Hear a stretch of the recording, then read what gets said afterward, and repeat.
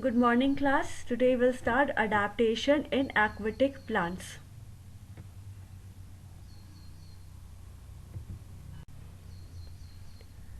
Children, you must have visited some pond or some river. You must have seen some plants are growing inside or some plants are growing on the top of the water. Those plants are nothing but aquatic plants. Aquatic plants are those plants that grow in the water. Basically, these are of three types. The first one is the floating plants. These plants float on the water. Second one is the fixed plants. Now, the fixed plants have their root fixed to the muddy soil of the pond. The last one is the submerged or the underwater plants. These plants are completely inside the water.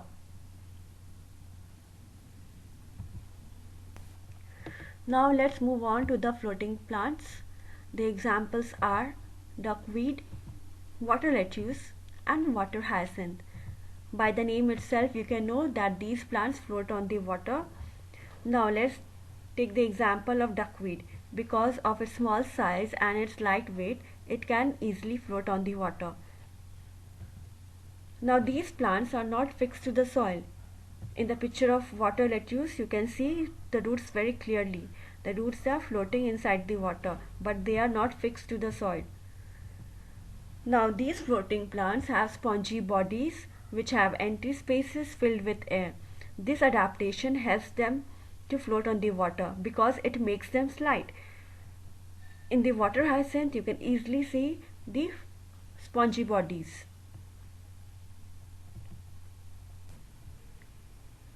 Now let's move on to the fixed plants. Examples are water lily and lotus. These plants are rooted to the waterbed of the pond. As you can see in this picture, they have their roots in the muddy soil of the pond. When you observe the leaves, they are broad and plate-like, which helps them to float on the water. And since they are continuously inside the water or they are continuously floating on the water, so there is a possibility of decay and rotting.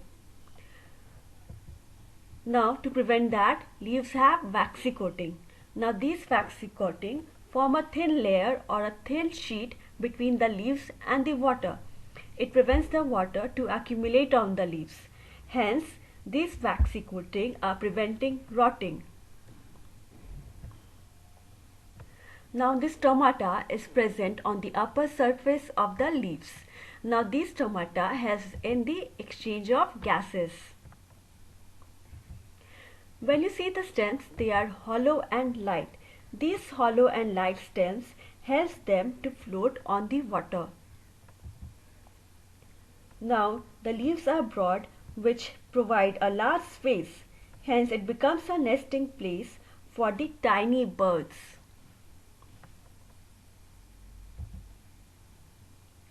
Now let's see the underwater or submerged plants. The example are tape grass and hydrilla. Now these plants remain completely inside the water. They remain underwater. Their roots are fixed in the muddy soil. As you can see in the case of tape grass, the roots are fixed in the muddy soil. When you see the picture of hydrilla, you can easily see that the leaves are narrow and thin. There is no stomata. Hence, the exchange of gases takes place to the body surface. Now, when you observe the stems, they are flexible. They can bend with the flowing water.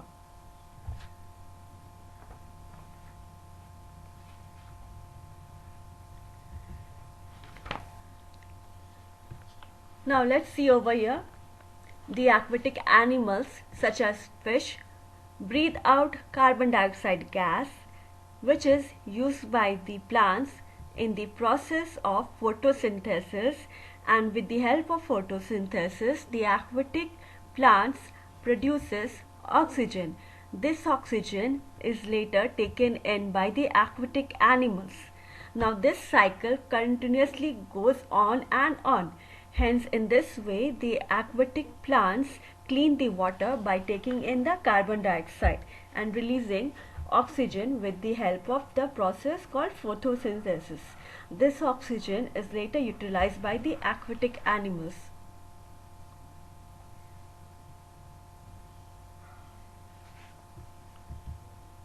That's all for today. Thank you. Learn and revise.